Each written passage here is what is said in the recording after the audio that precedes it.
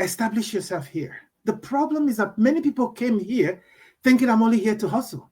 So they have put up big mansions back home while they're living in that little box in somewhere in Dublin. Okay, so our actions here may cause a problem, but it's important to be comfortable with no. Be comfortable with a healthy no. And remember that your family here come first. They come first. And people would, whatever picture you put out there, that's how people are going to be treating you and be responding to you. So know what your needs are, set clear boundaries. Now, when I say clear boundaries, people, the word boundary has been bounded about a whole lot that has very negative connotation these days. But we have different types.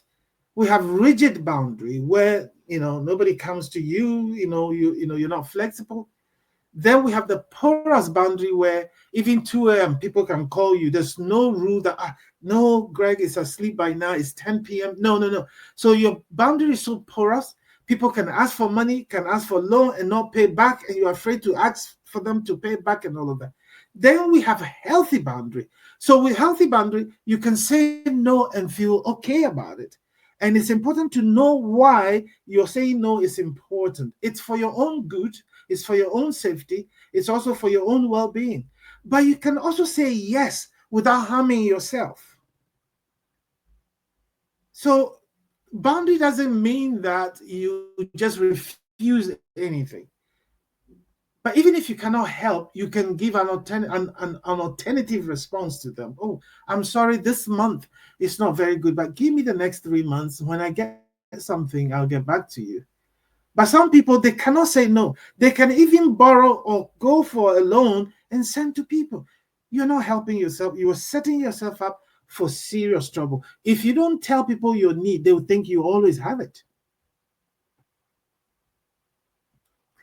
Now, if you don't stop me, I'm going to keep going on because it's a lot there. Yeah. You can tell. No, you're all right. I'm absolutely loving it because this area, oh my gosh, a lot of Yeah. people are in bondage to it, and I nearly fell victim to it myself. But thankfully, I think maybe Mm, because I was raised here, I'm less attached. yeah. So I'm like, yeah, no, you know. But I also want to draw something out Yeah. of this. So you're Absolutely. telling us to Yeah. say you're telling us to say no and be okay with saying no.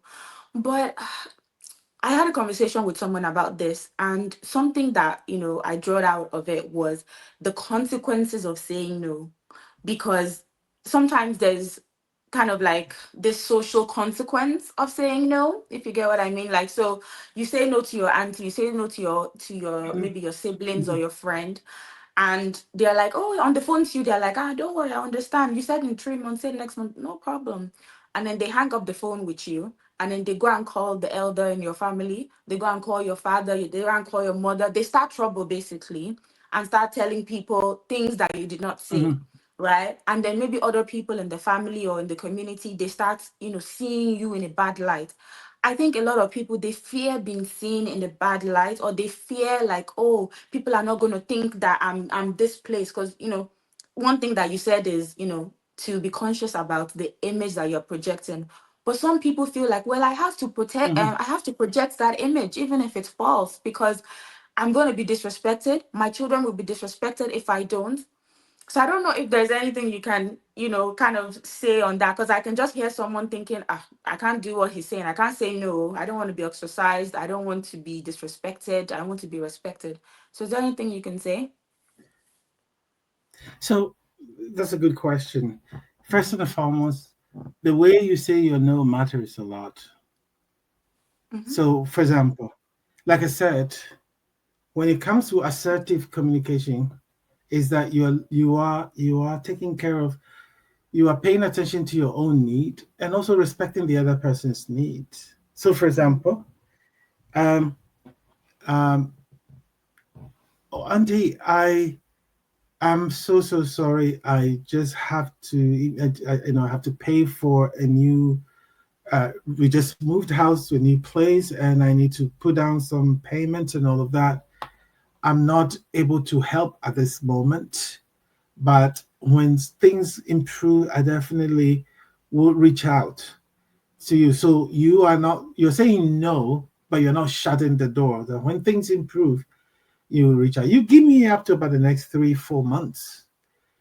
The thing is that you have a very legitimate reason, and if they decide not to, in fact, let me put it this way: when you are setting boundaries, it's important to remember that your boundaries sometimes may align with the people around you, or may be very unique, and as a result, it may not be aligned with theirs, and you should expect that there's going to be either some pushback or some negative reaction. Is there? It's normal. Normalize it. Normalize it. Expect it that this is what would happen. So when I say boundaries, boundaries are simply rules, limits, and expectations we set in a relationship. So this is how I put it. So you can be close enough to love and care for your people, but distant enough to self-care. Be so you set rules and expectation in a relationship so you can be close enough to be part of the family and support when you can, but distant enough to look after yourself and practice self-compassion. Remind yourself why this is necessary. Sometimes we forget that. Remind yourself that you deserve to care for yourself.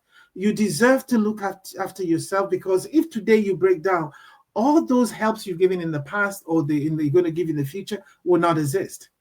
The other things you need to do is this: remind yourself of the help you've given in the past. Remind yourself, write it down. In what ways have I been of help to this uncle or auntie or family members in the past? Because if you forget, and people do forget, as long the day you stop, you feel like you're the bad person. And if you don't do that, if you never say no and you never set those boundaries, it's never ever going to change. So feel comfortable with that. Talk to somebody if you're struggling with it. Talk to somebody that this is how I am feeling.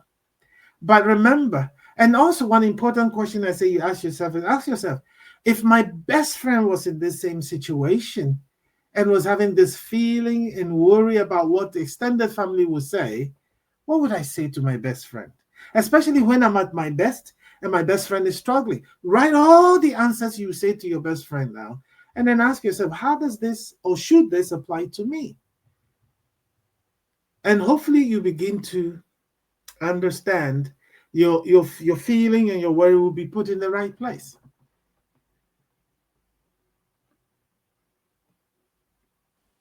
I'm just trying to mute my mic there. Yeah, absolutely.